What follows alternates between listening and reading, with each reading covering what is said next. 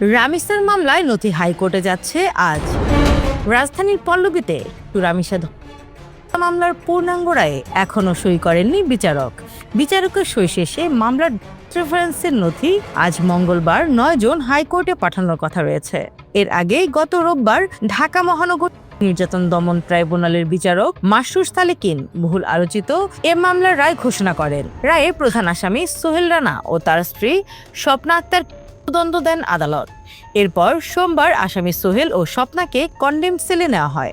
গত ১ জুন আলোচিত এ মামলায় সোহেল ও তার স্ত্রী স্বপ্নার বিরুদ্ধে অভিযোগ গঠন করে বিচার শুরুর আদেশ দেন আদালত। পরদিন ২রা জুন এ মামলায় সাক্ষ্য গ্রহণ শুরু হয়। ওই দিনই মামলার ১৮ সাক্ষীর মধ্যে ১৬ জনের সাক্ষ্য গ্রহণ শেষ হয়। এছাড়া ৩রা জুন আত্মপক্ষ সমর্থনে শুনানি অনুষ্ঠিত হয়। পরবর্তীতে রাষ্ট্রপক্ষ ও আসামি পক্ষের যুক্তিতর্ক উপস্থাপন শেষ হলে রায়ের জন্য দিন ধার্য করা হয়। মাত্র ৪ কার্যদিবসে এ মামলার বিচার কাজ সম্পন্ন হয়।